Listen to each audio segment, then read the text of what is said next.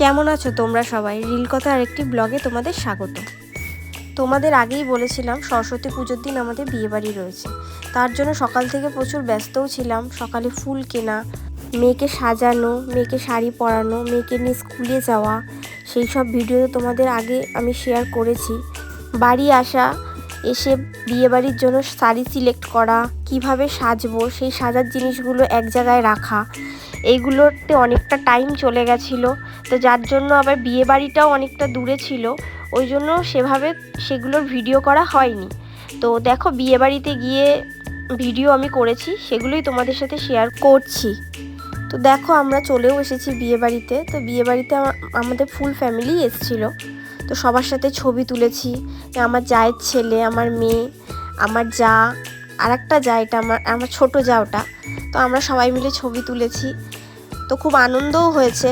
তারপরে ফুচকা খেয়েছি, চিকেন পকোড়া খেয়েছি। আমার মেয়ে তো চিকেন পকোড়াই শুধু খেয়েছে, আর কিচ্ছু খায়নি। ফুচকাটাও খুব ভালো করেছিল, যার জন্য 2-3 বার করে গিয়ে ফুচকা খেয়েছি। দেখো, এবার খেতে বসে পড়লাম। অনেকটা রাত হয়ে গেছে, আর যেহেতু বাড়িও অনেক দূরে, যার জন্য আর লেট করলাম না। তখনও বর আসেনি। খাবার খুব ভালো করেছিল, কিন্তু আমি অত বেশি খেতে পারিনি, যেহেতু প্রচুর ফুচকা খেয়ে নিয়েছিলাম।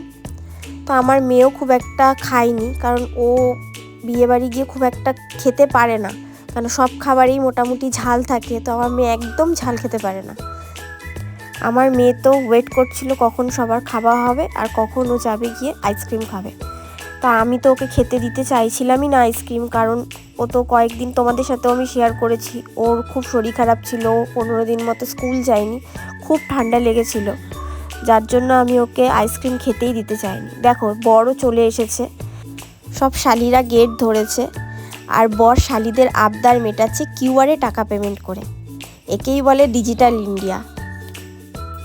চলো এবার বাড়ি ফেরার পালা, অনেক রাত হয়ে গেছে। দেখা হবে পরের ভিডিওতে। আমার ভিডিও তোমাদের কেমন লাগছে কমেন্ট করে জানিও। ভিডিওতে লাইক করো, সাবস্ক্রাইব করতে ভুলো না। ততক্ষণ সুস্থ থেকো, ভালো থেকো, টাটা।